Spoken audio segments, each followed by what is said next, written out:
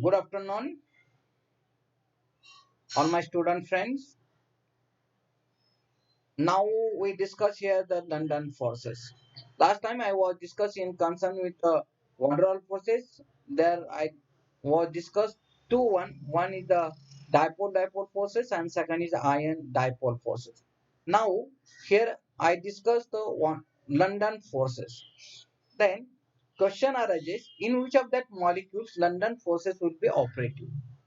Yes, you know that London forces will be operative only the molecule, a non-polar molecule. Means those molecules which have not a permanent dipole moment or those molecules are non-polar ones.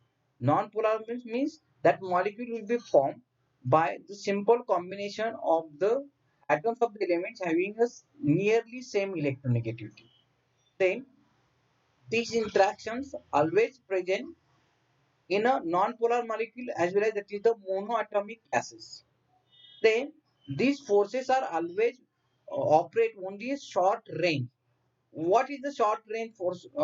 Short range because here you see if that molecules are not that is a polar one and therefore that molecule there is a less interaction between the that molecules and therefore that molecules are only come close together then and then only that London forces will be operative.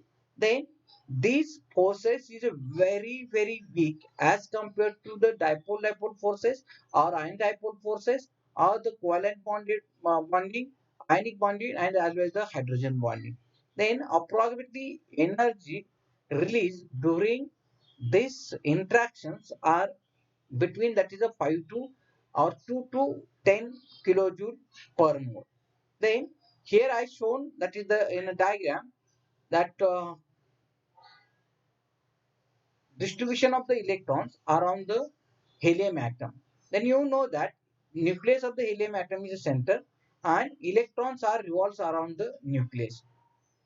Then what happens at any instant may that two electrons on the one side is and the nucleus on the another side. At that time, that create the instantaneous dipole moment.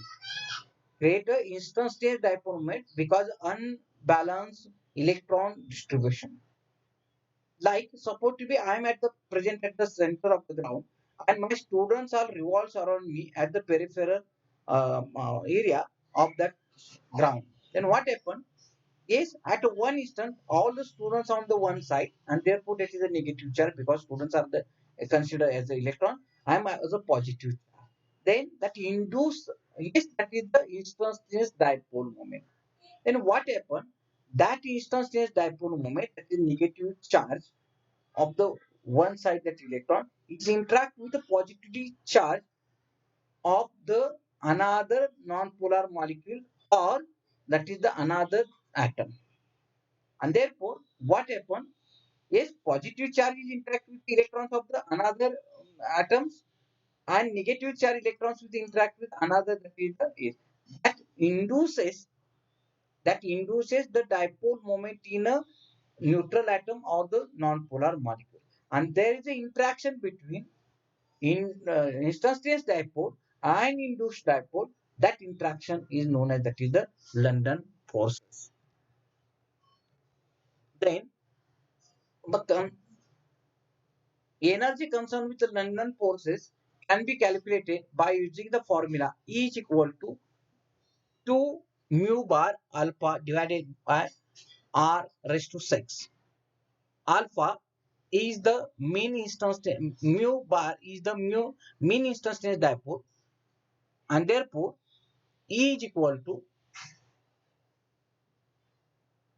3 I alpha square divided by 4 R raised to 4. Here alpha is the polarity and I is the ionizing energies of the species. Then this interaction is very sensitive to the distance between the two interacting particles. You know that here from the formula you can see interaction is inversely proportional to the sixth power of the distance between the two interactive particles, and therefore magnitude of this uh, this depends on polarizability of the particles. Then which factors affecting the magnitude of that particular London forces? First one, number of electrons present in the molecule, and second one is the molecular size, or that is the molar mass. Thank you. If you like that video, then you share it and also subscribe it. Thank you. Thank you very much.